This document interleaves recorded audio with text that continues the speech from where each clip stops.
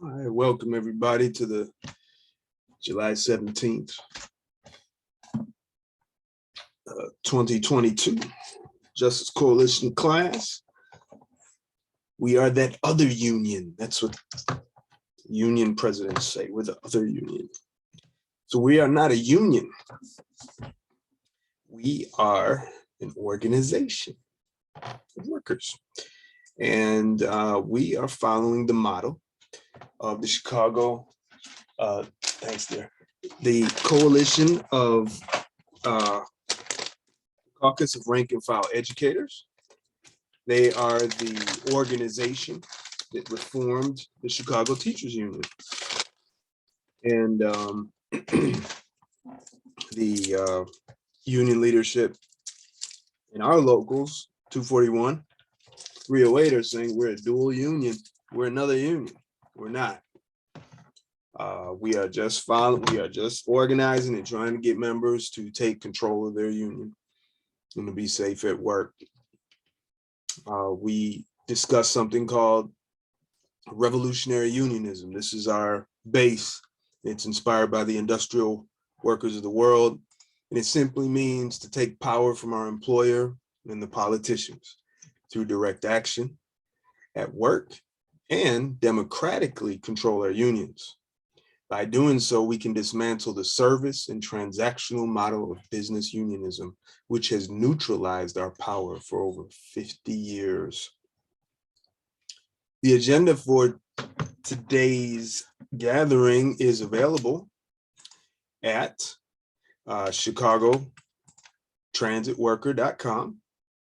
You scroll down and it says CTJC meetings. You click on that and go to today's date.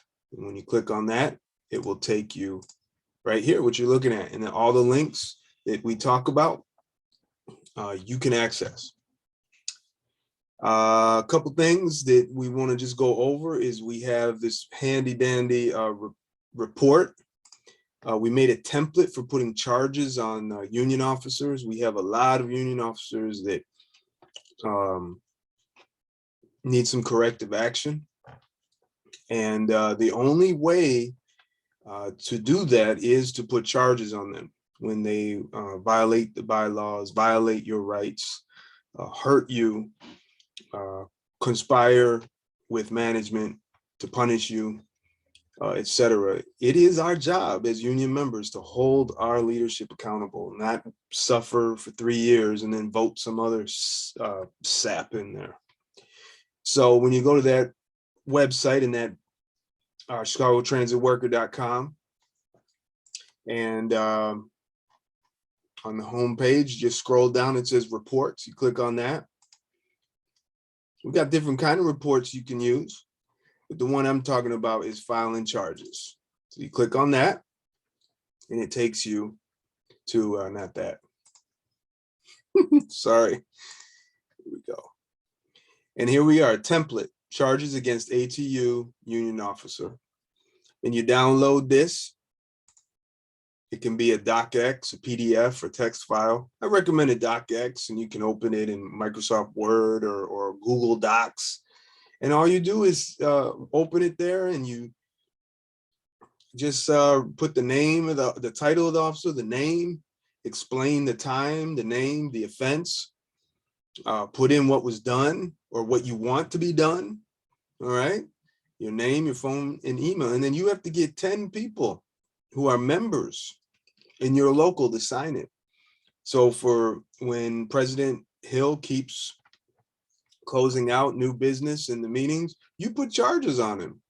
That's improper conduct. That's cronyism, corruption. He's not letting people bring up, inquire things. When Eric Dixon calls various motions out of order that are seconded and won't let him get to vote, put charges on him.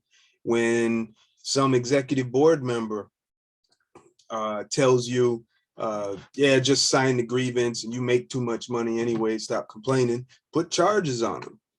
You know, when they insult you, call you fat, ugly, or whatever, put charges on them. All you need is 10 signatures from your coworkers. And then here's the Constitution right in here that tells you exactly the process. It's only 2 pages. There you go. It's according to the ATU. All right, next. We have, of course, our website.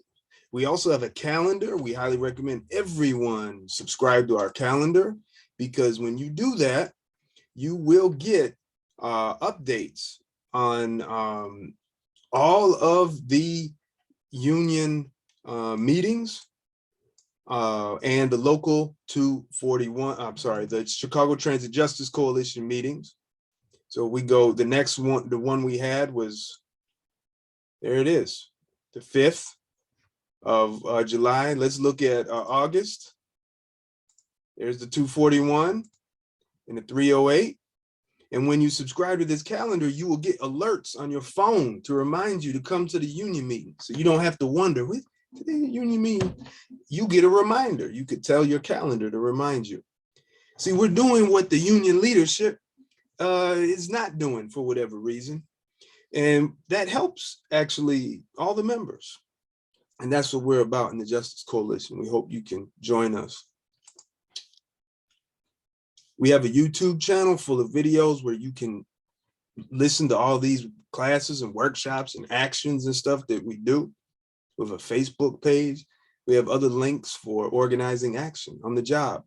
Let's do some introductions. My name is Brother Eric. I'm a repairman at, sorry, I got a cough drop, trying not to cough. I'm a second-time COVID survivor. I'm free of it now, but still got this damn cough. So I work at Howard Shop. I'm a repairman.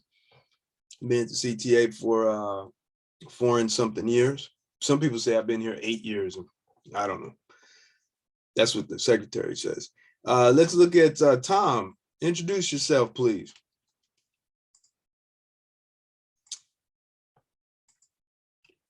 Just trying to get your mute, Tom. Maybe he stepped away. Kathy. Oh, well, there's Tom. Go ahead, Tom. Yes, Thomas Colangelo, Forest Glen, bus operator, CTA. And former PACE bus operator and union steward. And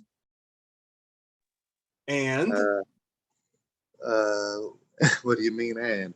And you're a delegate. Oh, delegate candidate for 241. Number 26.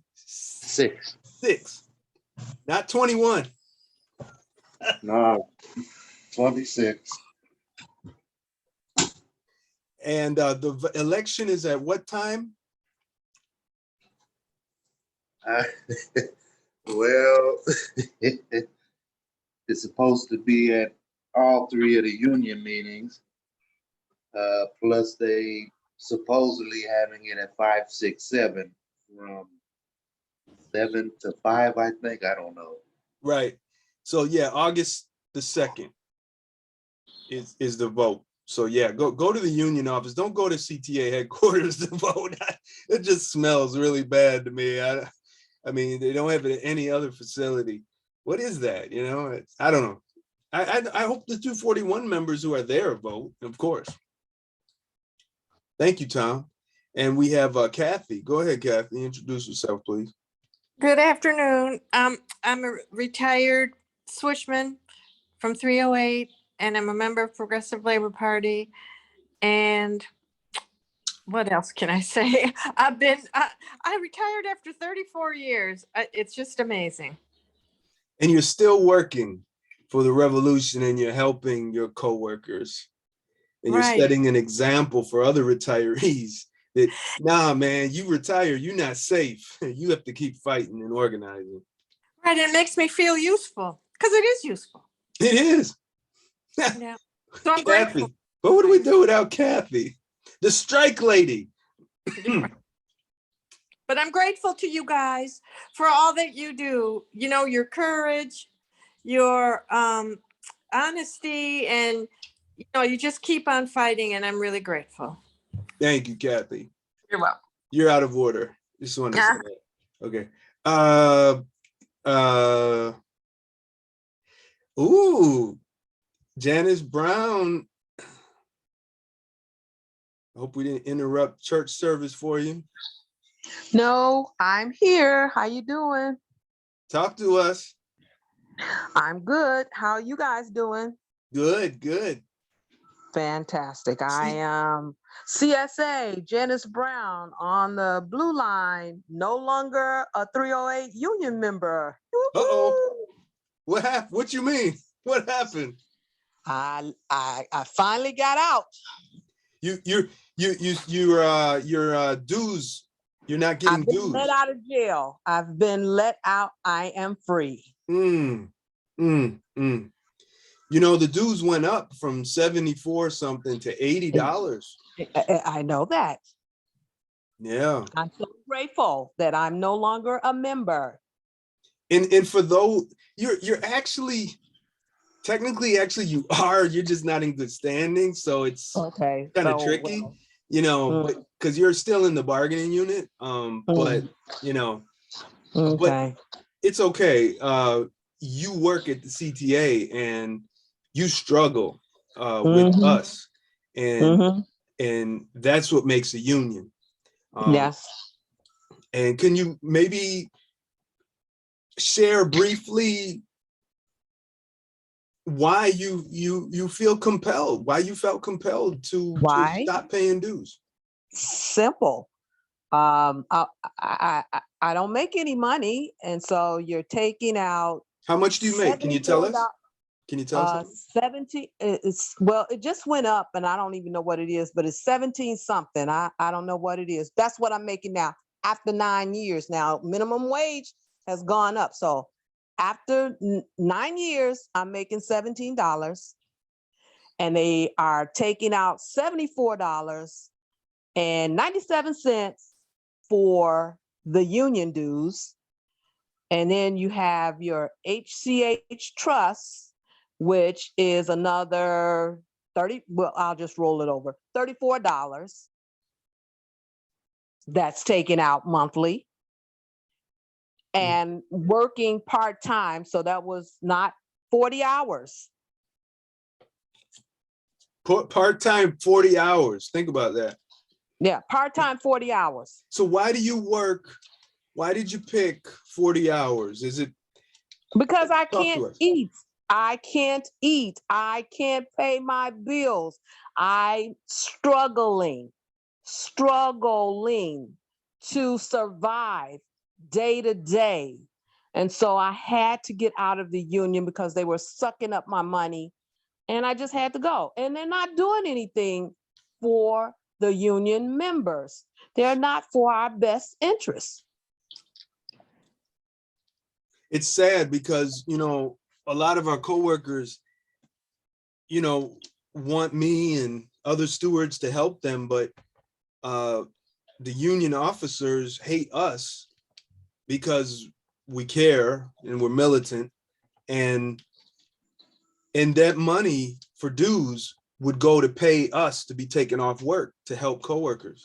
So it's like they don't even want to use the money to help members. It's like it's so frustrating, you know, to get them to spend money to give us contracts and have classes for us. It's terrible. It's just, it's sad. So sister, I want you and everybody who, you know, opts out of paying dues, keep fighting.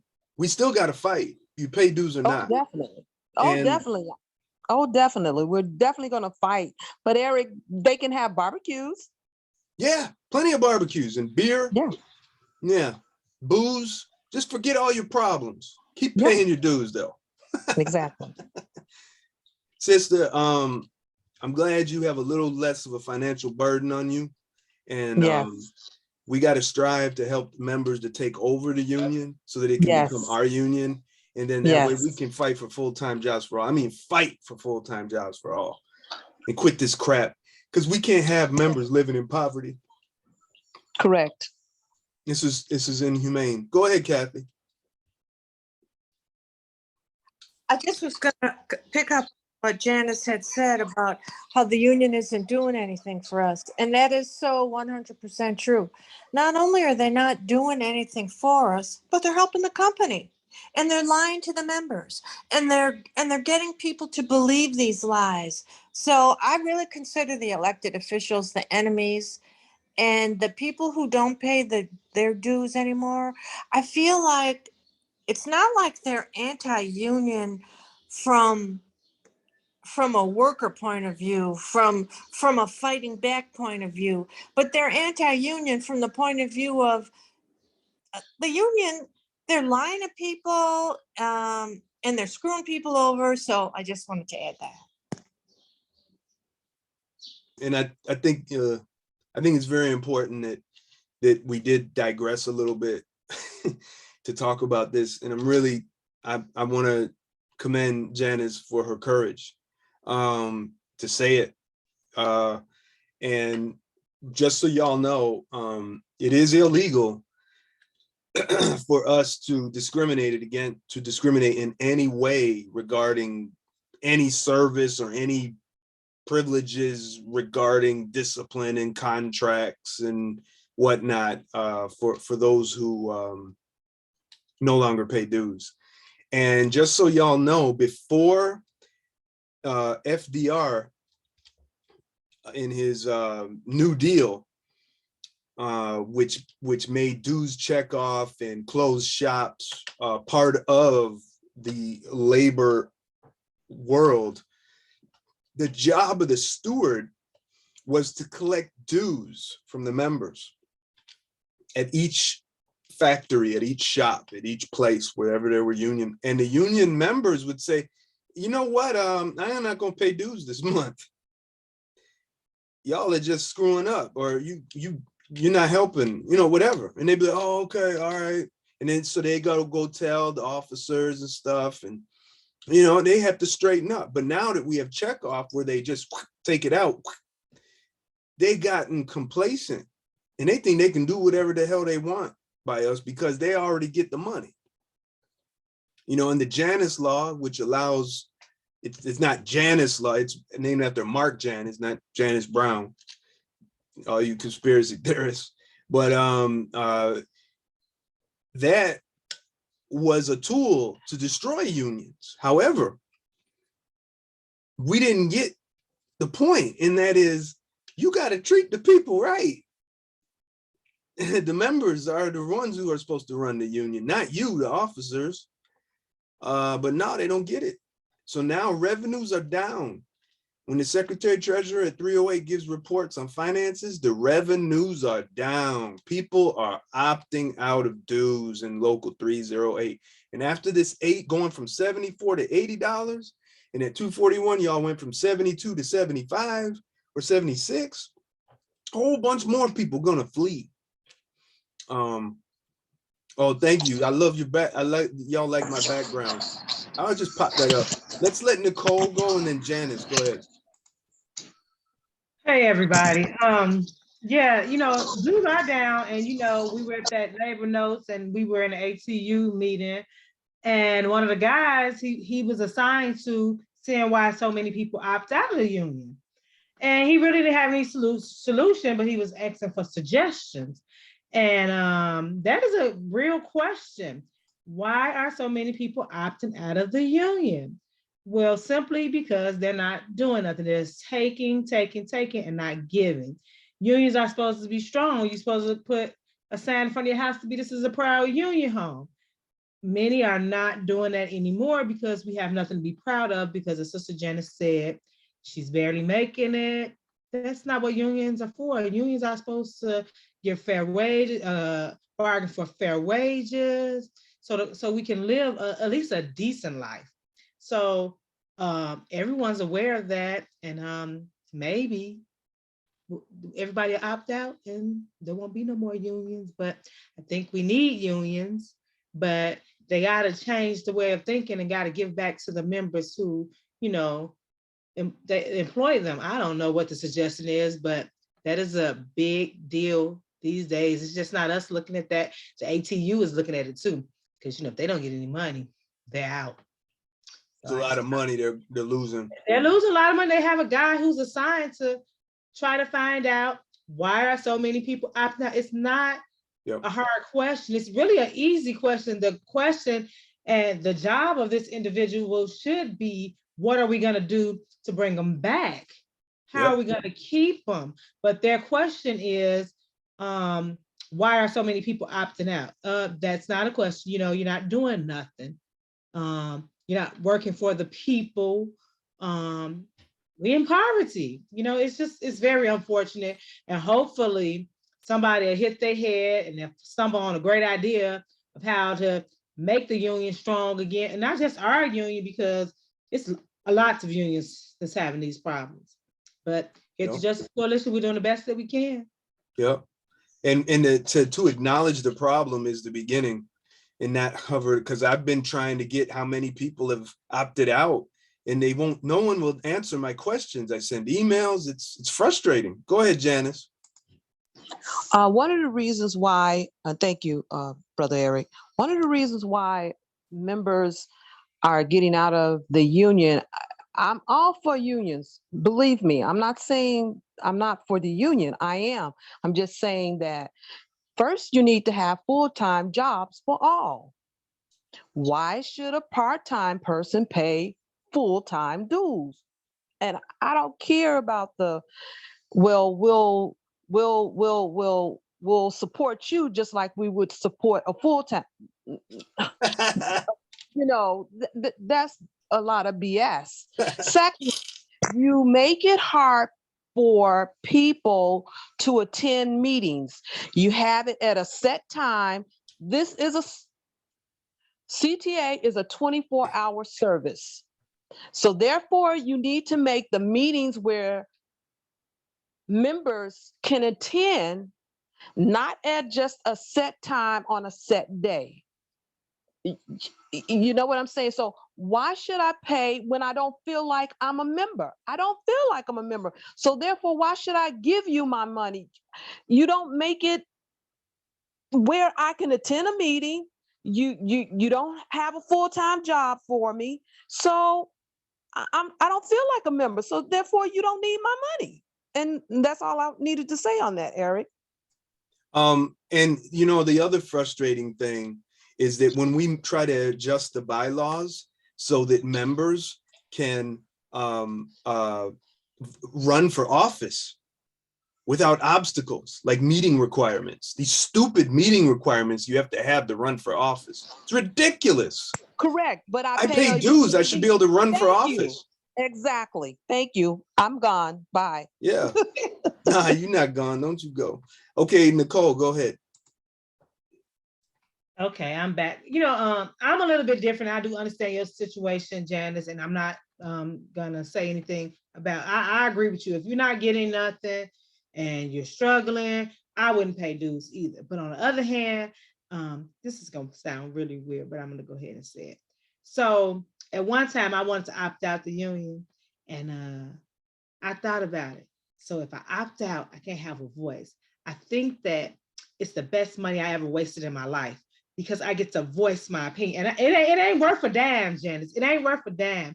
But being able to have a voice, and ultimately, my goal is to bring change and hopefully help get full-time jobs for everybody, is why I stay in the union, to have my voice, to scream at the president, because we don't have full-time jobs for all, and not just for bus, but for real. The whole company needs to, managers continue to get raises and we don't. So I understand your plight, but mine, I just love to voice my opinion in the union meetings.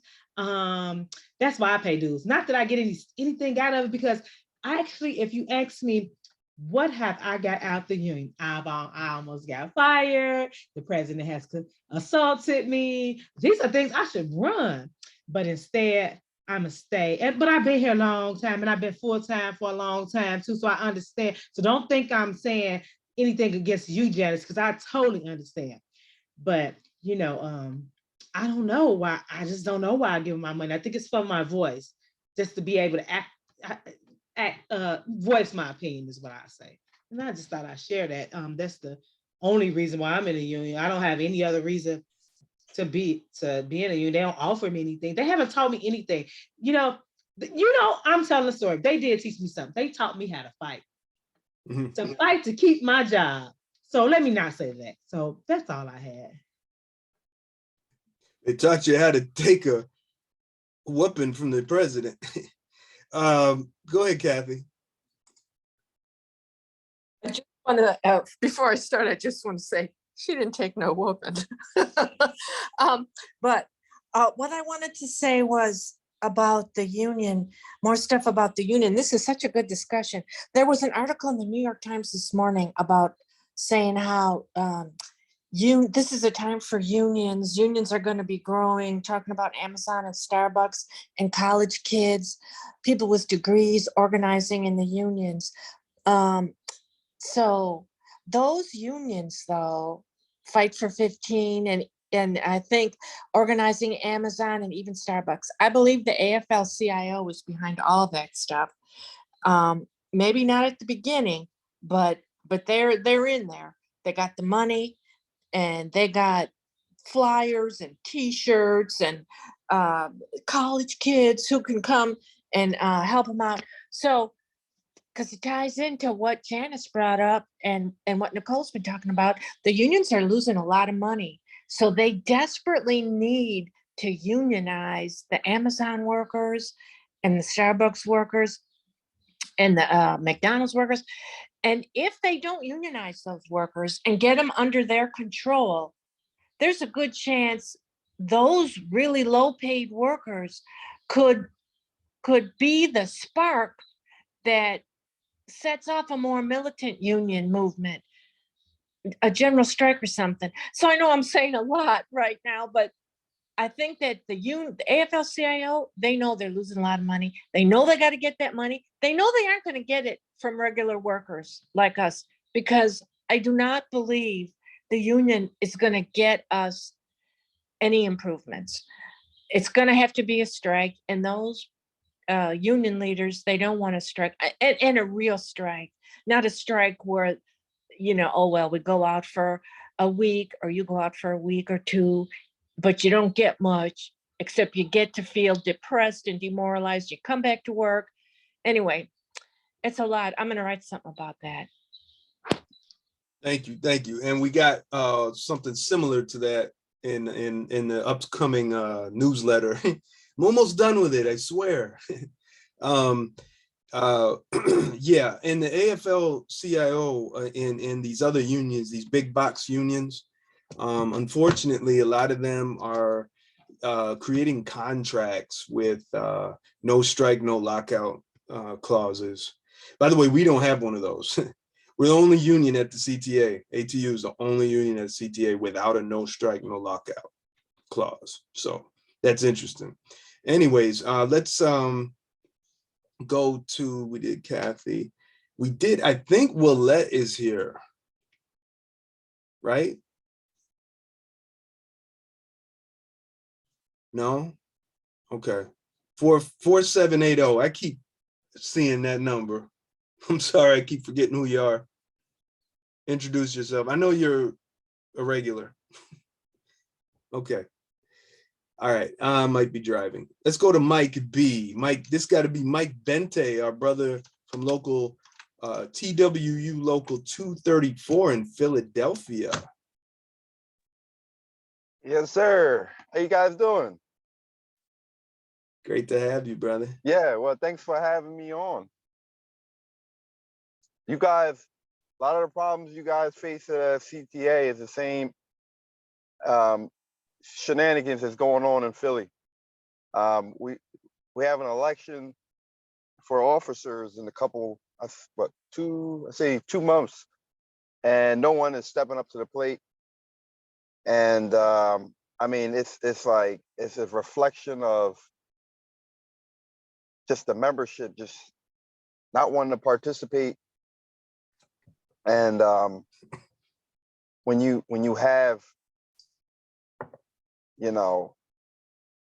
members that don't want to participate, it leads to corruption and dictatorship and pretty much things is just going to piss us off, right? In between contracts. So I mean, I'm just frustrated. I'm just on here to try to get some inspiration to get my spark back, because I'll be honest with you, I kind of I got tired. I got tired of the shenanigans. And, you know, I was very vocal at one point, and I'm still vocal, but kind of on the sideline, just hoping for some type of spark to somehow come out of this. But thanks for having me again. It's great to have you, brother Mike. Thank you. And keep up the struggle, you know. Like I said, our product is revolution.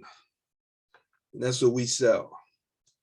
And we have a money back, or we have a slavery back if you're not satisfied 100%. So we just got to do what we got to do. All right, we got brother Andre. Give us an introduction, brother. Welcome. The original boogeyman. Welcome. The most How you dangerous doing, man in the everybody? CTA. Good afternoon, everybody. Eric, that's all you talking. I'm Andre Thompson out of 103rd, part of the Justice Coalition. 30 years on the job full time, trying to fight the battle, fight the good battle. Get everybody on point. And you are a delegate, maybe? Now, I am a delegate, but they removed me illegally. So until they can prove what they say, you know, I'm not going to let them just do me any old kind of way. I put in for delegate, and I deserve the position. They never proved anything. I never got charged with anything. I never had an ATU hearing. I never had an ATU investigation.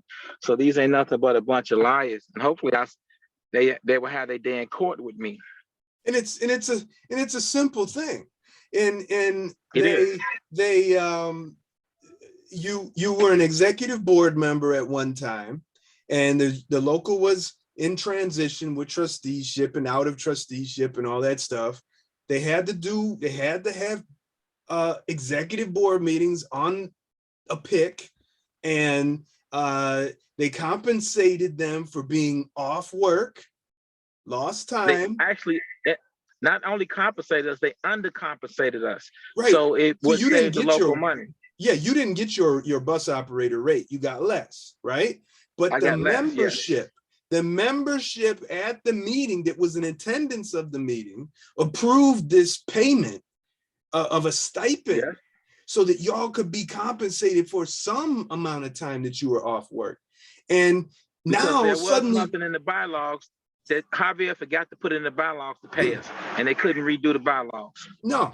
So now they use that as saying you stole $3,600 from the local and you need to pay it back.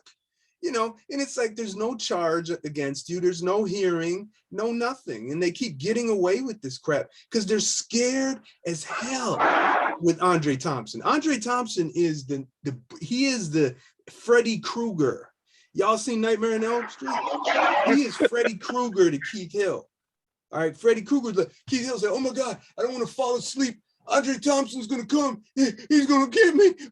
You know, I mean, he's obsessed. It's all about keeping Andre. my name off that ballot. Yeah. It's all about keeping my name off that ballot.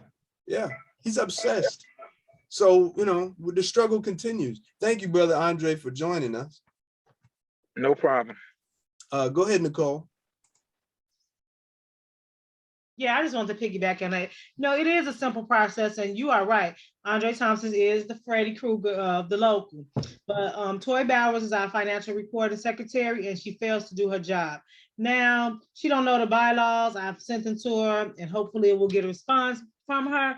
But she's knocked a couple of people off the ballot saying that they owe money to the union. She hasn't gave them an amount. She just says she doesn't cite the Constitution or the bylaws. She doesn't cite how much they owe, if they were given a plan for repayment. So the real problem is not if, and I know you don't owe, Andre, but not if you owe, but Toy Bauer's doing her job of taking the money out, letting you know how much you owe, but to say that you owe is an understatement, and she's not doing her job. And there you go. That's the problem. The financial recording secretary is not aware of her duties doing her job. In her title, it clearly says financial recording. So that means she's supposed to be recording dues or money owed to the local, and she's supposed to be in charge of getting it back. But if she can't tell you how much you owe, when you was brought up on charges so that you owe and you pay back, then you're right, Andre, you don't owe. And you're just scaring them. It is illegal. And you're right. I hope you have your day in court real soon. I just want to make a statement. When you have these type of situations, when it's first, when it's within the local, it's an accusation, and the local president, along with the financial secretary, cannot be the judge and jury. That's what the bylaw section 22 explains everything in the Constitution. And the ATU supposed to give me my day in court or an investigation of the results. And right now, that's never going to happen because they don't have nothing to stand on. It's passed. It's been passed. They don't have no charges. They have nothing to say. You are correct. So she's just saying Toy Bowers does not know her job. She doesn't know what it is to be a financial recorder secretary because she don't know how to do the financials nor record them. So, that's all I have. I want to share experience. A couple of years ago, when I first started this advocacy, union advocate, my union, they brought me up on charges. They said I attempted to negotiate with management. My argument was, how can I attempt to negotiate with management? What do I have to give? Right? That's number one. The other thing that they brought me up on charge on was a business card with the union logo on it, and I was an actual delegate of the union. I went to the convention in Las Vegas 4 years ago. They hated it, but I went, and it was pretty much their payback. So I say that to say, when they brought me up on charges, it was just basically attempt to, just to scare me and just to pretty much cool me down because I was doing a lot of things. My newsletter was coming out. I was gaining a lot of popularity. And I remember I had my day in the court down at the local, and the trial committee members were comprised of 3 members, and those 3 members that they chose, they hand selected. They were not neutral. They was all a part of, the incumbent, like the people that was in office. They all was like their friends. So I come to the hearing, and I had a really great defense. I mean, I had these guys stuttering, literally, stuttering, and the lawyer, the person that brought me up on charges was my business agent. He couldn't represent himself. He had to get a lawyer. It wasn't a real lawyer. The lawyer was the recording secretary of the union, right? So, I mean, I had him stuttering. Make a long story short, even if they do give you a trial, they're going to try to they're going to stack the odds against you. But I would say that if they don't have nothing on you, they don't have nothing on you. It's nothing they can really do. If you guys are curious about the results of the trial, what they did was they pretty much said I was guilty, but without any punishment, no punishment whatsoever. It was just kind of like the save face. I can't remember exactly what they said, but it was yeah, well, we find you guilty, but I still was a due paying member. They didn't remove me. I was still able to run. I was still able to go to meetings. Nothing changed at all. So just keep your head up. Don't have too much faith in the trial, but you do have to go through the process. You know what I mean? And good luck with that. Thank you, Brother Mike in Philly. Let's just go down the line here in order. Keep your hands up. Tom, go ahead, Tom. Yeah, I just wanted to say our officers already know about being brought up on charges since they've been through it already. Thank you. They were all brought up on charges in 2010, I think it was, or 11, and found guilty and had to pay money back. Yeah, Yeah. Yeah.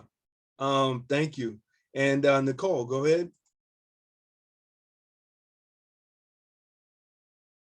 You. Oh, yeah. Well, that's the thing about our union. They don't know how to bring you up on charges. If they was gonna bring Brother Andre up on charges, they should have did it a long time ago. That's why when Andre questioned them, they can't even cite what bylaws or part of the Constitution he broke. So they're not smart at all, because it's like Brother Mike said, they brought him up on charges. Our union, they don't know how to bring you up on charges. They just threaten you. So it's just a joke. Yep. Yeah. They say to Andre, you should know what the You charges know. are. I'm like, okay, what did I do? You should know. Idiots. Go ahead, Andre.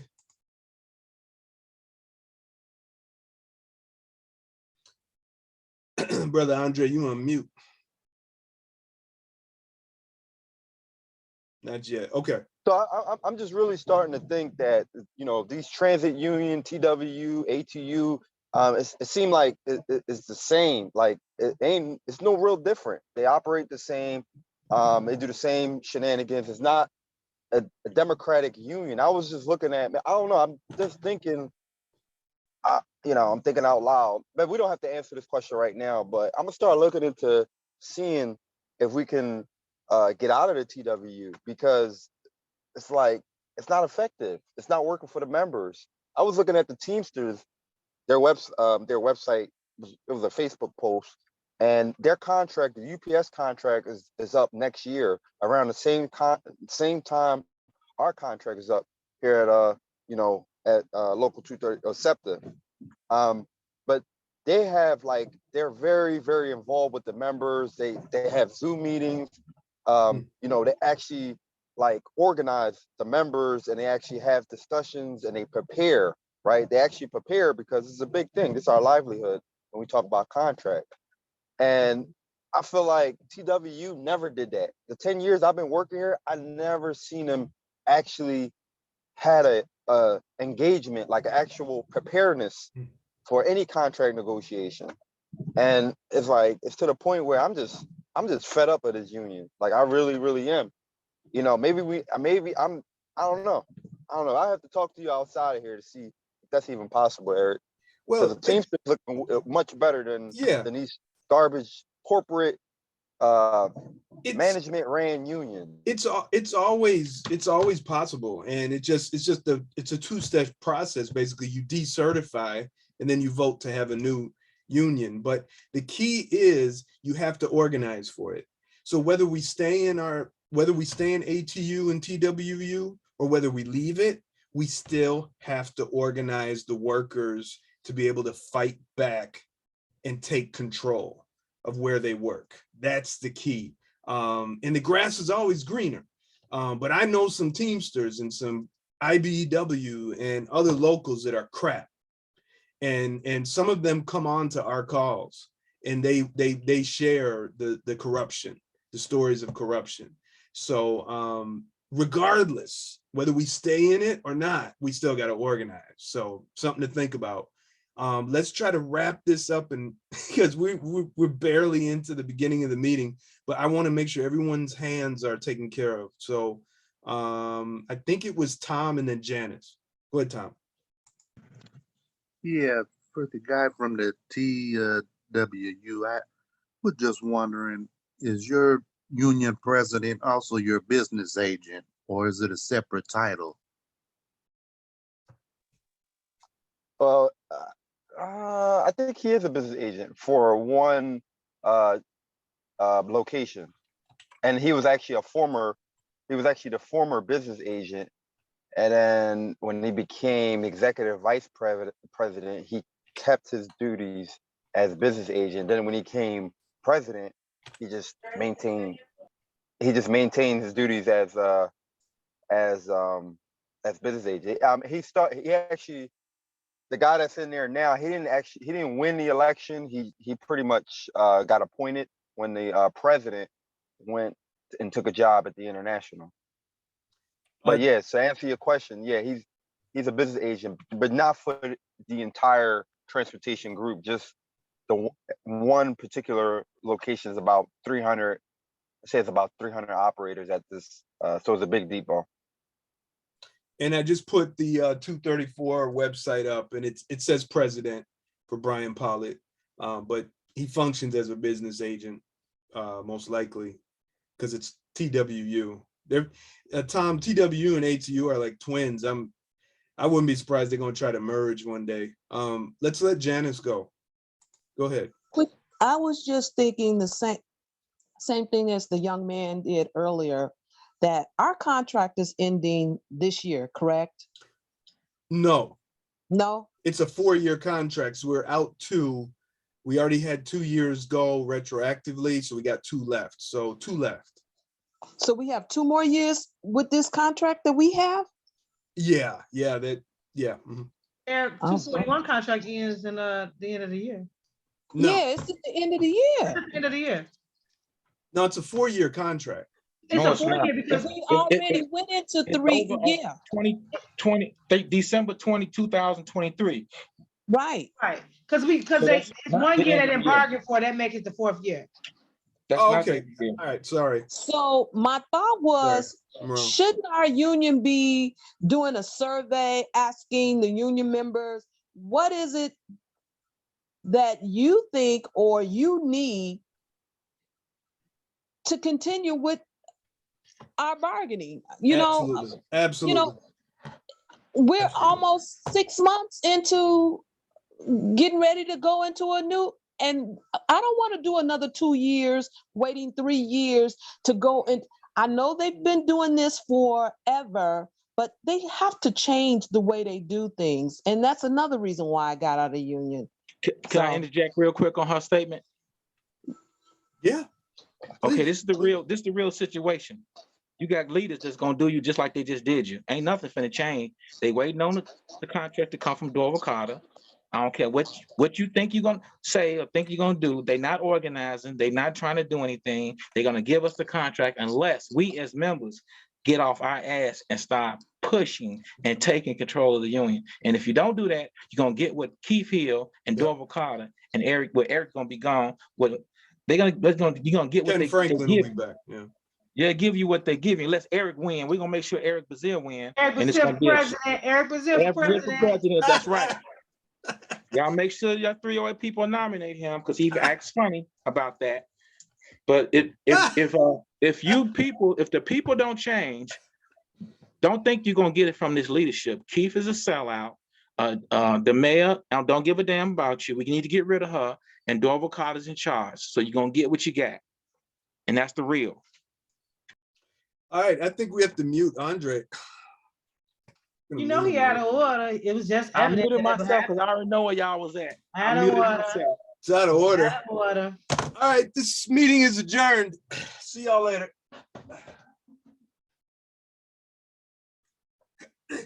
Okay, all right, I'll be back. I don't like what Andre's saying. Okay, so the contract is in force through 12/31/2023. So whatever that is, just to let y'all know, that's the info for those who need to know the facts. Great, wonderful. Let's move on. All right, so agenda, here we are. These were some brief introductions, but we had to deal with it, right? You know, Janice dropped the big one on us, and we got to deal with this because people want to know, you know. And if those who want to opt out of paying dues, it's real simple. You contact the union secretary in writing. Oh, well, no, for 241, you contact payroll and get the slip and make sure. Okay. It's Janice, is that the same for you? It took, Erica, it took me forever to try to get out of this union. So okay. Yeah. I had to go through emails with CCing everybody in order to get out. Yeah. Deborah Lane doesn't help anybody. I'm trying to get her to just give me the freaking minutes for the meeting. She won't answer me. It's disgusting. I don't know what she's doing. What the hell is Deborah Lane doing? Does she work? What is she doing? She asleep all the time? Anyways, collecting the paycheck. She getting that paycheck. Big money. All right, let's get busy. The first strike in the United States. Check it out. And we are going to play this. I'm Rick Smith, and this is Labor History in 2. On this day in labor history, we're going all the way back to the year 1786. That was the day when what labor historians widely consider America's first strike occurred in Philadelphia, Pennsylvania. A group of the city's journeyman printers gathered to discuss proposed decreases to their wages. They issued a statement explaining their collective response. Resolve that we, the subscribers, will not engage to work for any printing establishment in this city or county under the sum of $6 per week. Their demand was for $1 a day for a 6-day work week. The printers went on to declare, resolved that we will support such of our brethren as shall be thrown out of employment on account of their refusing to work for less than $6 per week. 26 printers signed the declaration. This strike occurred just 3 years after the end of the Revolutionary War. Several of the strikers had taken up arms against the British, including William Price Young, John Bushell, and Samuel LeCount.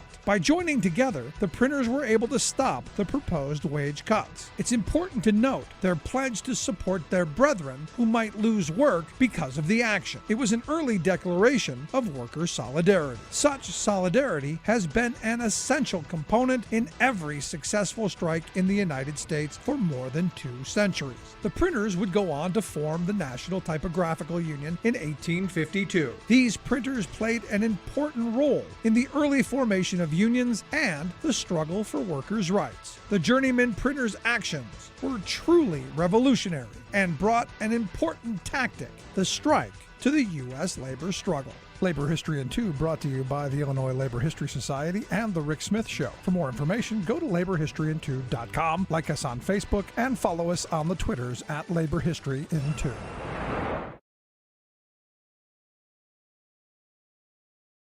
One more thing, check this out. I want y'all to check this out. This happened in 2013. Pace bus, sick out job action. Commuters caught up in the middle of a Pace bus labor dispute. Dozens of bus drivers called in sick today in this dispute over a tentative contract agreement. And in our some commuters now in the south suburbs are being caught up in an apparent labor dispute. This morning, more than 36 bus drivers with Pace all called in sick. 11 more workers failed to show up for the afternoon shifts. Many buses remain parked at the Pace garage in Markham. The transit service called it an illegal job action. Last week, unionized drivers rejected a tentative contract agreement with the company. Pace says about 63 trips on nearly a dozen routes were all missed today. The Amalgamated Transit Union says the sick out was not authorized by union officials. Pace bus drivers calling in sick today, causing a slowdown in service. The Pace spokesperson is calling it blue flu and says that it appears to be part of a labor dispute.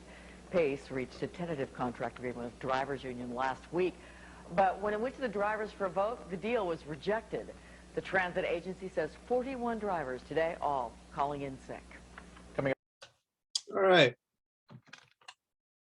So let's talk about, anybody have any thoughts on what I just shared regarding the first strike and then this this illegal job action? Go ahead, Andre. Well, during that time, I was in communication with some of the employees there. So they was communicating to me about the plans that they wanted to do. I was in contact, and myself and the former president, Tom Sand, we was talking to them a lot. They was talking to us a lot. You know, we wasn't part of it, but they was just keeping up with us. We was communicating with each other.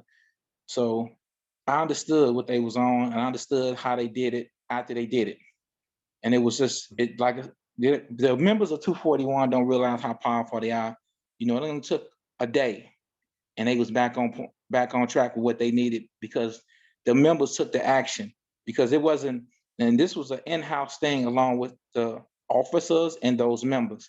And they was able to get that done without anybody understanding, because it wasn't 100%, but it was enough to impact the transit system.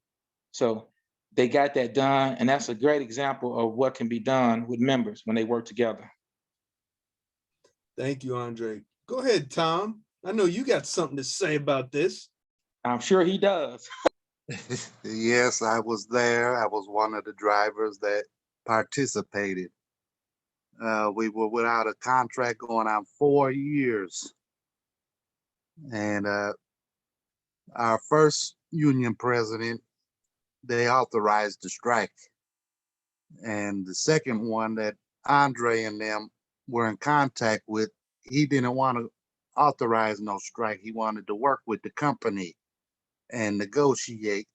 And he was in there about a year and a half, and we just got tired and said, we're not coming in. They threatened us with lawsuits and everything else. They sent messengers to our house with lawsuit paperwork and everything else. We were being sued for $2 million, and the local was going to be sued. We really didn't get that much out of the walkout, though. We got a $5,000 bonus check instead of retro pay, which turned out to be $2,200 after they took everything out. I think it didn't go as well as it should have because we didn't have 100% participation, and we did not have the backing of the ATU or the local, because the president was out of town when we did it, and he played like he didn't know what was going on, but he's the one that told us, well, you got to do what you got to do.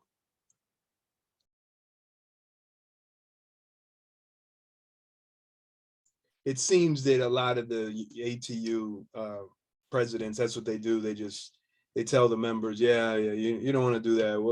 We'll talk. We just got to go vote for so and so for. But such and I was such. very surprised when we did take the strike vote with the first president that the ATU sanctioned it. I was very surprised it was Larry Hanley. And when this new president came in, we took another strike vote, but he turned it down like, no, I want to work with them and negotiate. I don't think we need to walk out. Yeah, that's what they want to do what they want, not with the members. Yeah, lovely. What a bum. Go ahead, Kathy. I was just gonna say with the strikes, the members, we do need a strong coalition caucus and militant members. I know Tom is militant, and there probably were some militant members in PACE. I'd like to hear some stories about that. And did the workers, like debate with each other about, should we go back? What should our demands be? Were they organized? Because the truth is, I think if the ATU was in charge of the strike, the company's going to win. Yep. It's just that simple. Yeah. So, but Tom, did people debate stuff about what should we do? Should we trust the ATU? No, we said we had enough, and we didn't trust them. See, we had the Teamsters in there before ATU, and the Teamsters used to threaten to strike all the time down there. The local that we were in is no longer around, but the Teamsters are very much more militant. They've had two other strikes in PACE history. One was in Elgin, and the other one was in Des Plaines. And those were both Teamster locals, and they had 100% participation. Wow. The one in Elgin, though, lasted, I think it was 10 days because they wanted to hold out. But they have the best perks at Elgin. They get paid sick days, paid personal days that they can accumulate. And it's just a different type of union, the Teamsters. They don't believe in this arbitration for contracts and all that. That's why they don't put it in the contracts. Yeah. You present a very important example. They're a corrupt union too, but I mean, to me, I've been a member of both over the years. Yeah. They're just a little more militant. Yeah. I drove for a school bus company that was a Teamsters. we went on strike for 3 days. And they planned it out good. We took all the kids to school and then we went on strike and left all the kids at the schools. Yeah, that's the truth, Tom. I mean, it's just the truth. And another difference that I like about the Teamsters is the president is not the business agent of the local. The business agent comes from the international. They don't have no ties to the company. They're not on the company seniority list. And that's the problem. Keith Hill, Eric Dixon, they still on the seniority list here. So they have to look out for their ass, because if they lose an election, they go back to the company. Yeah. And it's very, very, very, it just breeds corruption, that kind of arrangement. It's true. Still, members got to be in control regardless, because we could still get sold out if our business agent is independent. Well, and another thing I like about the Teamsters, their lawyers are on staff with the Teamsters. We're not paying all this money, and like at ATU, the local has to pay the lawyers. No, with the Teamsters, they're on staff, so you don't get special dues and all this for having to pay assessments for the lawyers and this and that. It's just a different culture. And now that the TDU person is in there, I think they're going to try to really reform it.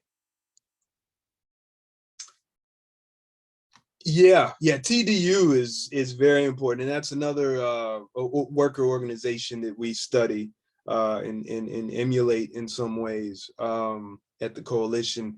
Nicole, how about you go, and then we move on to the next segment. Oh yeah, that was like something I wanted to talk about, because something I shared this quote, and it was like talking about leadership is seeing the possibilities in a situation while others are seeing the limitations. I think that this PACE strike kind of goes with that, because you see, had the workers became the leaders, and they saw possibilities, and they went for it, and it wasn't as successful as they thought it was going to be, but it was successful. So I think, like in any thing, you got to fail before you succeed, because we have had plenty of failures but little success, but we attribute the little success to big victories.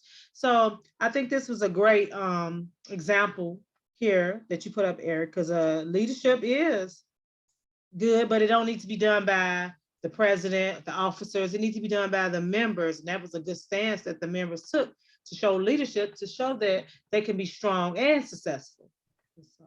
Thank you.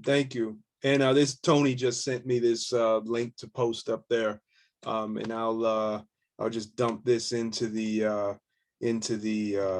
agenda study guide.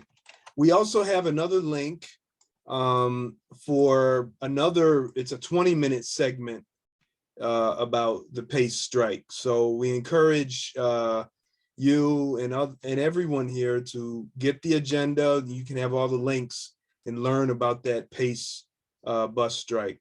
All right. We had, I put this a little bit out of order here, but let's just jump to the organizing lesson. We're going to cut this one a little shorter, and we'll pick it up next meeting. But I wanted to go into the page where we left off, 66.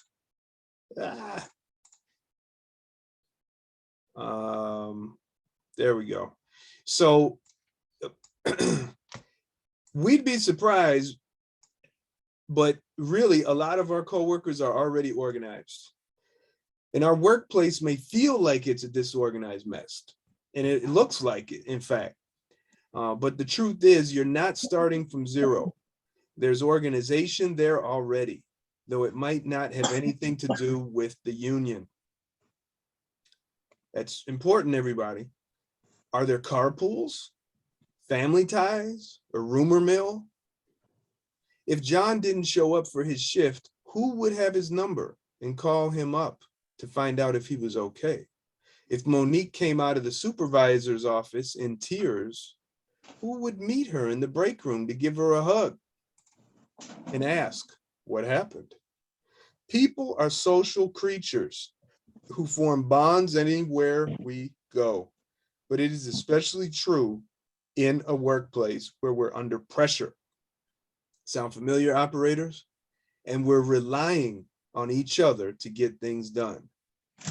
We get to know each other's strengths and weaknesses and size up who we can trust. We figure out ways to pass around important news. So your next task is to find and build on the organization that's already there. First, you will need to map out the many existing networks, and then you'll begin to knit them together into your union network. And I wanted to say a little something about that. Make sure you're on mute if you're not speaking, please. I'm gonna just mute everybody for a second here. I'm sorry. So I just lost my place. Okay, so we, Nicole and I, are working on a map for 241 actually, right along this. So I'm not going to display it right now because it's it's just starting. It's very rough. But any of us can do this kind of thing, okay? So please look at this in the study guide. We're gonna go to 66 and 67, yeah. And then next week we'll pick up 68. Here's a little TikTok inspiration that Sister Nicole wanted us to check out. Oops, I got him muted, hang on. Then the nobody wins. All right, let me reload that. Check this out. Ah, it's muted again. Nobody can influence a somebody, then the nobody wins. But the question of the day is, who the fuck are you? Nobody. Think about that. I don't let people tell me what I can and can't do. It won't happen. Don't do this, don't do that. Okay, whatever. Like, it don't matter what they say. You gotta, whatever you believe, you go for it. And you gotta understand, before you succeed, you must first learn to fail. Like, if you fail 1 or 2 times and you stop pursuing your dream, you ain't ready anyway. This is the. So one thing I want to say about this, and that is, we cannot be afraid to fail. And the fear of failure is one of the major stumbling blocks for us as workers at the CTA. That's a lot that I hear. Well, it's not going to work unless everyone's on board. It never happened in history, getting everyone on board. Stop it. That's just an excuse to do nothing. Okay. So I just wanted to, Kathy says it's what you do that counts. It's what you say that matters. And that's what you do as an individual. And this is what he's saying. Okay. Don't worry about what the people say can't be done. Build your networks where you're at. Help each other where you're at. We have to fight for each other because we're all we have. Who wants to Can I just interject? comment? Yeah, come on. Okay, just as an example, the CTJ, who are we? Nobody's. But apparently, nobodies are prevailing these days. So it was a motivation to me when I saw this video, that it inspired me so much because I thought of us. We started off nobody paid attention to us, nobody listened to us. Nowadays, us nobodies are being heard. We're talked about more than somebody's. So it was just an encouragement to share this with you guys. We're gonna fail. Okay, well, so what? Somebody fails, somebody succeeds. But us nobodies lately are succeeding. That's just all I like to share. Thank you. And when we fail, when we work together and everyone has a stake in what we're doing, that means when we fail, we all learn. When we fail, we all fail. When we win, we all win. Okay, as opposed to, well, I'm going to decide to do such and such. Like, I just have to say, Ken Franklin, former president, he went and put a bylaw reform up at the 308 meeting. He never consulted with the membership about it. And it was a horrific bylaw reform where if you retire while you're a full-time officer, the people who, if you're president and you retire, the vice president moves up. No, you have an election if they retire and get moved out. But no, he wants to do a move up. It's like, it's atrocious. And it's like, he didn't include anybody, just maybe a few people. He should have put it and made it public in a poll to get people to refine the idea. And that's the thing, is we can't just do things by ourselves. We have to include the membership. Go ahead, Andre. I like when Nicole Mimi TikTok video just explained to everybody, you know, who are we? But we the ones that can make a difference. And that's what everybody got to understand. A lot of members, when we do what we do, they have it in their head that we have to go through the union to do it. And that's where the failure comes in. Yeah. At the whole level. Yep. But if the members understand that one individual with other individuals can make decisions, that's when we win. We can win. Even if we fail, we win. Just like what's happening with our group. We was nobody. Just like he said, who the fuck are you? But we are somebody. Us nobodies made a big difference in the union, and both unions. You know, they so desperate they had to cheat to keep these regular people off a ballot that don't mean nothing. This is just a 1 week election for officer. But this how desperate these people are. So all the nobodies in the union, they need to understand you are really somebody extremely powerful. You need to join forces with us if you can. If not, join forces with others. But you need to stand up. You need to take control of the union. And it's all written in the bylaws who really supposed to run the union. You just read the preamble and the Constitution. It's all there. So we need to understand, and everybody that's listening to this need to understand, you got to step your game up. You're the member. And that's all you have to say to some of these crooks. I'm the member. That's all I got to say. Go ahead, Nicole. Thank you.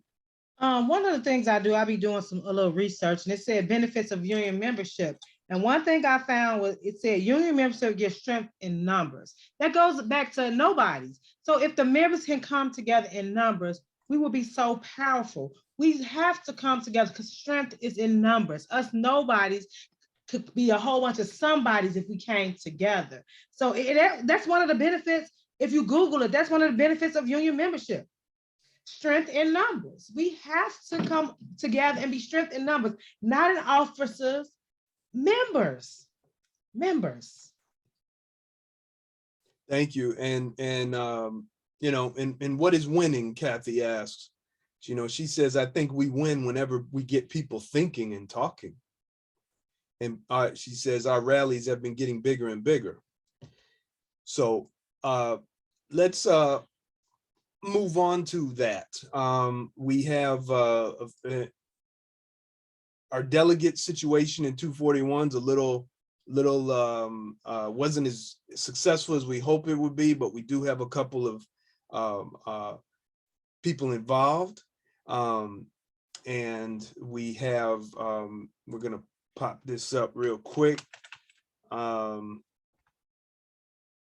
know what? I'll just put our candidate forum candidate platform here and responses. So the people we have on right now are Brother Tom Coangelo and Brother Tom Coangelo and Miguel Perez. And we have, that's it, that are members of the coalition that have filled out this candidate platform. So there is something called the Members First Slate, and you will see some more names on there.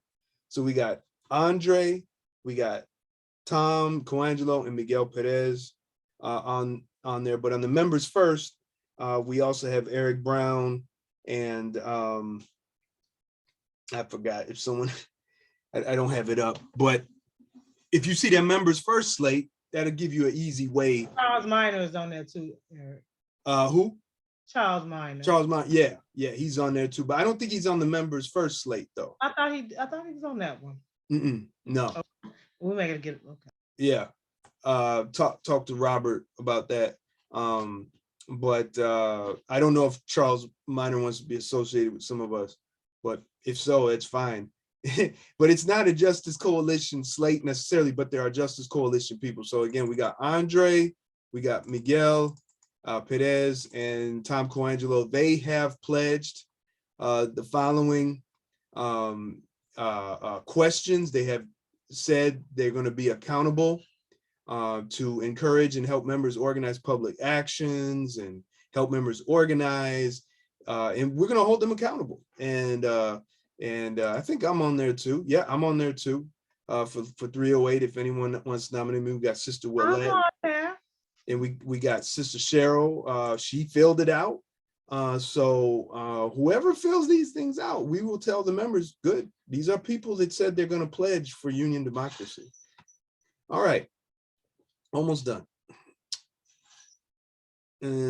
Satisfaction survey. So we released our first, we're going to try to do a monthly satisfaction survey for 241 and 308 members.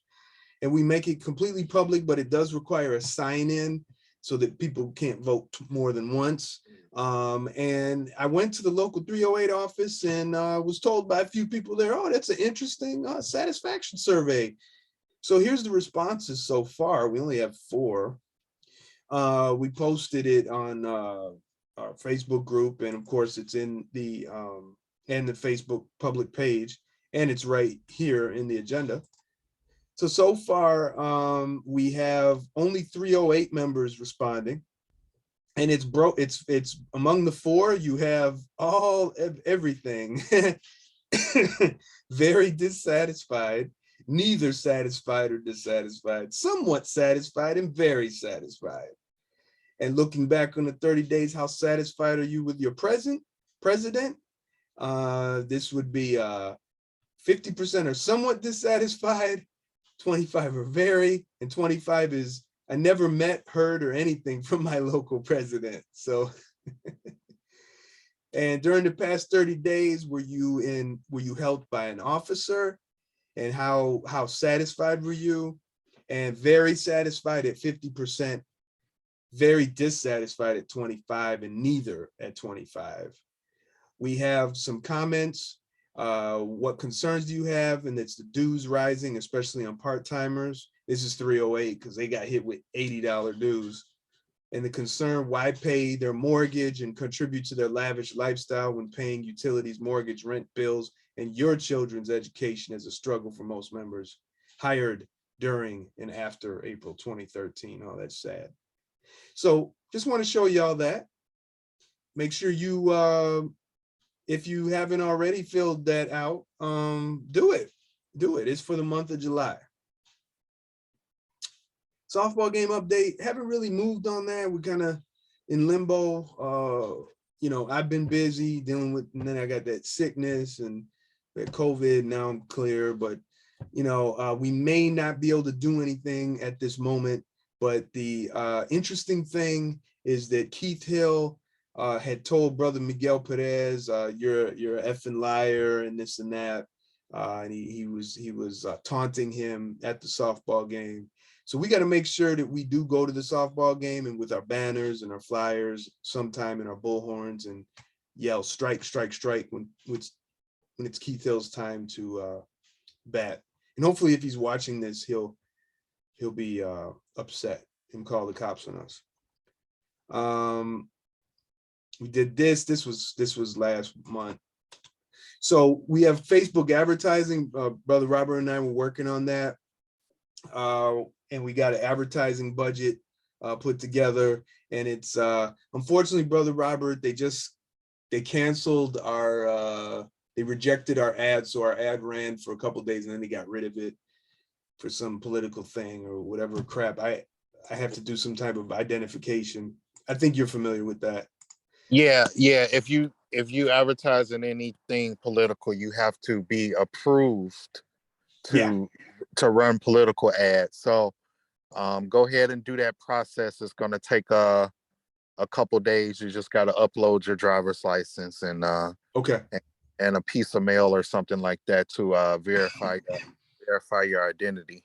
Okay, I'll work on that, and if I don't get to it, please don't hesitate to nag me. We're trying our best, Robert and I, to make this spreadsheet make sense. So we have various different campaigns going on. Here's what we've spent. And here's the money that we've raised. The people who donate, we put their initials here. And when they donated. So, you know, we're just trying to show what we're doing. This is, of course, public. You can access it right here through the agenda. So big reminder, everybody, July 29th, it's the hour of power. And we need speakers. We want speakers, especially the, we're hoping to get, you know, some train and bus operators talking about all this forced overtime and struggling, you know, with assaults and whatnot. Also, other workers and maintenance, you know, regarding the crappy facilities, manpower issues being fired regarding the vaccine, everything like that, okay? Just reach out to us. We'd love to put you on. Local 308 picnic. So this is going on, and Sister Cheryl, she's going, and some of us in the Justice Coalition are going to go. Let's go. Let's show up together. Let's bring some flyers to educate the members. I've been threatened to get my ass whooped and shot at, but yeah, what the heck? You know, let's let any retired officers who want to speak. Yeah, that'd be good too. But yeah, come on down to the local 308 bus and rail. Come on down. August 13th, 11 a.m. to 6 p.m. Let's check it out. Let's make some allies, inspire some people, get cursed out. Maybe they'll call the cops on us too. And we'll show support to Sister Cheryl, because she doesn't give a damn about these part-time jobs. She wants full-time jobs for all. So we have to support our co-workers when they're fighting for things that we believe in too. And we got the workers' contract as always. We're always making our own contract. You got membership meetings on August 2nd and August 9th, local 241 and local 308 respectively. Again, the candidate forum, we need more people who want to be part of real positive change. And let's look at the merger poll. Let's see how that's doing. Oops. I don't have the results for it. Why not? Okay, here they are. Here's the results.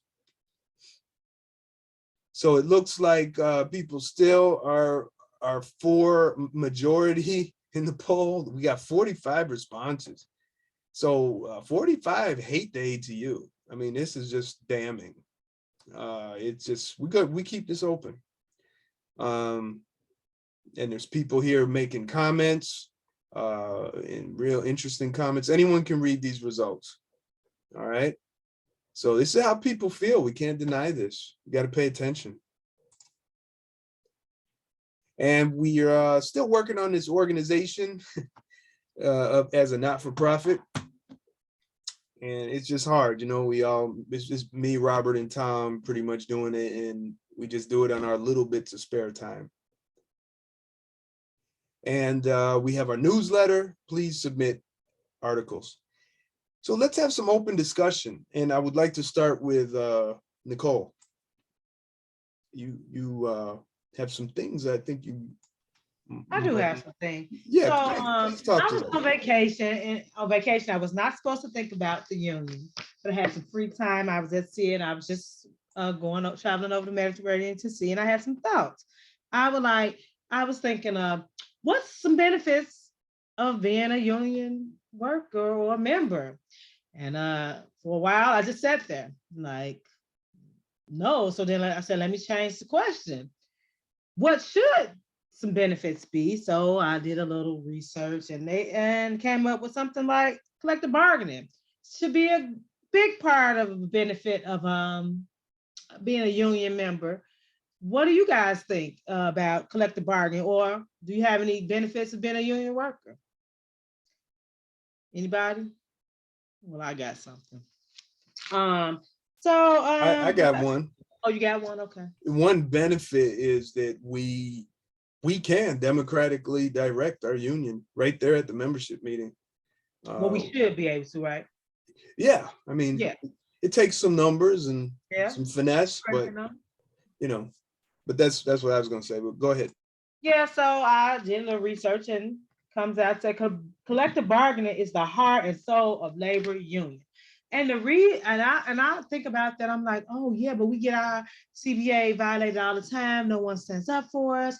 And then I thought about, well, that's probably why I like, being a union member, because I stand up for the collective bargaining agreement, whether I write an email, a grievance, yell at the officers, I fight for the collective bargaining agreement, because that is something that the unions pride themselves on. CBA, be a part of the union because of the CBA. Collective bargaining occurs when a group of people, such as the workforce at a company, bands together to increase its negotiating power. For instance, a single worker might feel that a certain new safety measure should be implicated in his factory, but he might have limited power to get the company to install the new measures. If the entire workforce is made aware of the need for the new measure and bands together to pressure the company to install it, there is a much greater chance that the company will comply. Strength in numbers. So that's one thing that I took while I'm thinking. I'm like, oh, good, because we got to inspire these members to get involved in the union. So if we can get them to understand the collective bargaining agreement and understand strength in numbers, that might help us with some organization. So then another thing was workplace safety. Safety plays a big part in our job and it gets overlooked all the time.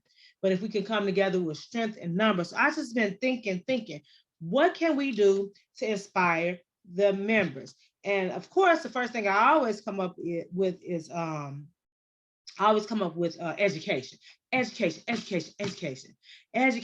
But it got to be something more than education. I don't know. I'm stuck. So I'm Googling, I'm asking, I'm trying to get input on it. And that's what I came up, leadership. It's seeing possibilities in a situation. I think that's what the Justice Coalition is. While others seeing the limitations. That's the other members. I think we're seeing possibilities, they're seeing limitations. How can we come together and bring all this together as one for the betterment of our union is what I'm working on. And so I came up, so what's possibilities? The possibilities to me is the Justice Coalition, because it's a state of fact of being something that likely being done. So that's what we do. But what's the restrictions? What's the limitations? Certain rules, but I think the rules are on our side. So somehow we gotta, again, organize. I believe the law is on our side. Organize. I'm just thinking of ways that we can pull our membership together with what we have. And we have so much, but I cannot stop saying it. Strength are in numbers. And so us as members, not just, this is something we can take on in our work with and share with our co-workers. It's strength in numbers, leadership, possibilities, limitations. Everything is on our side. I'm just inspired. This is what I'm going to be working on this week. And so then that's all I had, but that's what I'm working on. Strength in numbers. Thank you, Nicole. That's good. I took notes on what you said there for the study guide. Hopefully people will be able to reflect on that. Kathy, go ahead. Yeah, I was kind of late raising my hand when Nicole asked, what benefits come with union membership.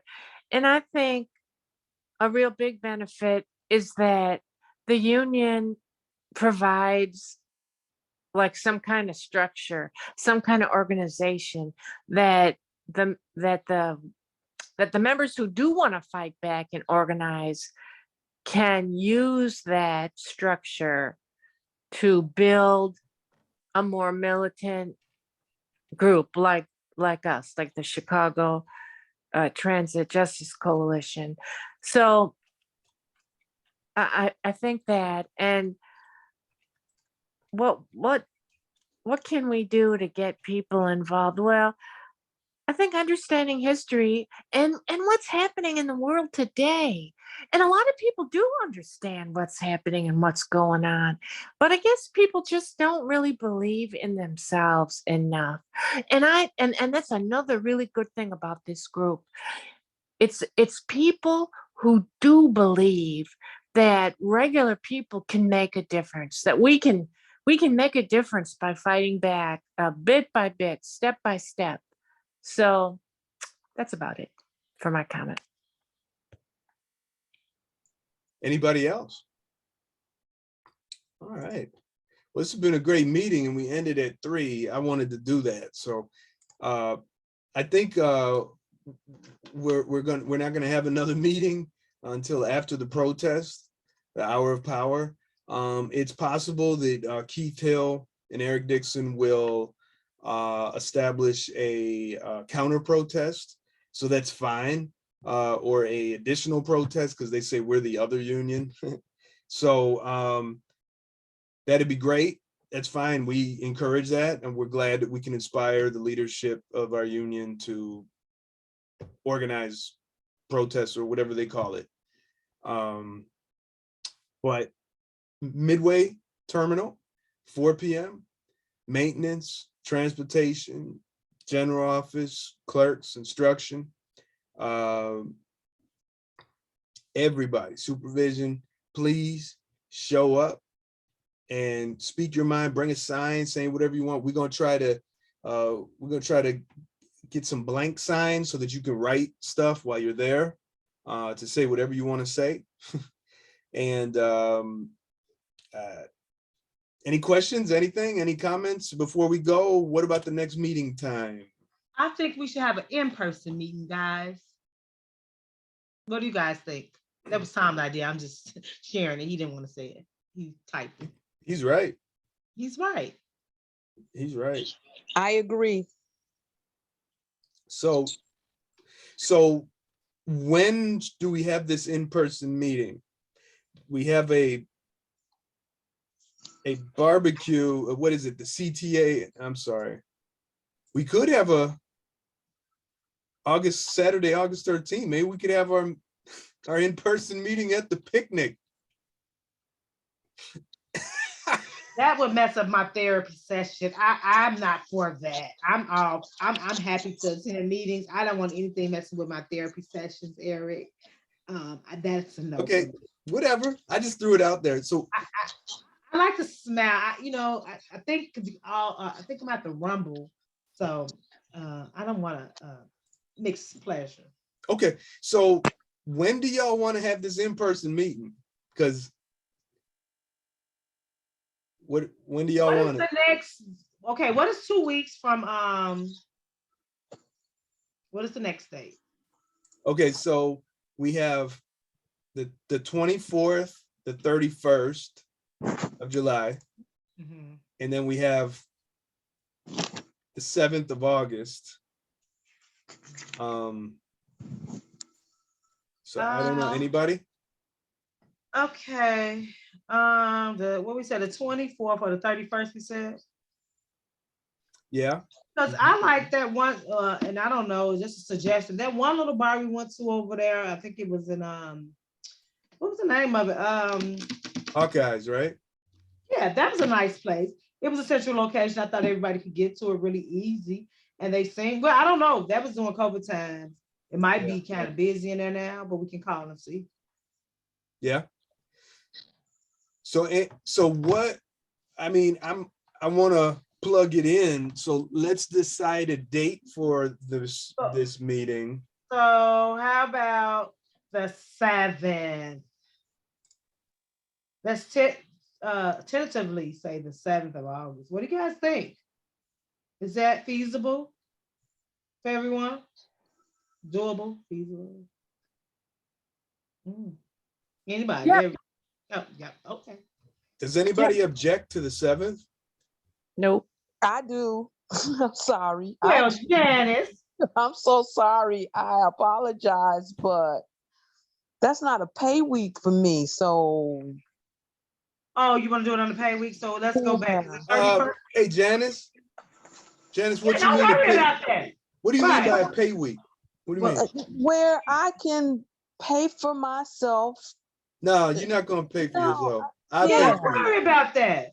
Me and Nicole are going to pay for you. Exactly. No, And I Yes. it's not a problem. All right, I you gotta order. It's like not $1 million, Janice. You gotta order. Out of order. This meeting is council. Janice didn't counsel to me. I'm out of here. You didn't counsel. Adjourn. Motion to adjourn. Motion to adjourn. Janice, Don't worry about it. for some miracle, the money that you need for this is gonna appear. Right. If it magically appears, you don't have to spend any money, will you be open to the 7th? Okay. Great. Sounds good. Janice is in. Anybody else? Until we'll let any other part-timers, Right. we got them covered. We got you. We covering the part-timers. Forget we forget this crap. We take care of our part-time coworkers. We take care of our people. Yeah. Right. Forget this crap. Make you pay for stuff. Pay enough. Okay, so good. So we're good for the 7th. Yeah. All right. Okay. In person. In person. So y'all some of y'all communicate with each other and figure out where and when and make Well, sure. we said Hawkeyes, we just gotta pick a time. Should it be the same time? Well, you gotta make sure you can be there. I don't know. You may have to reserve a spot. Yeah, I'm gonna call. I'm gonna work on it. Okay. So you nail that down first, okay? Before we type that in. But tentatively. Tentatively, we're gonna say 1:30.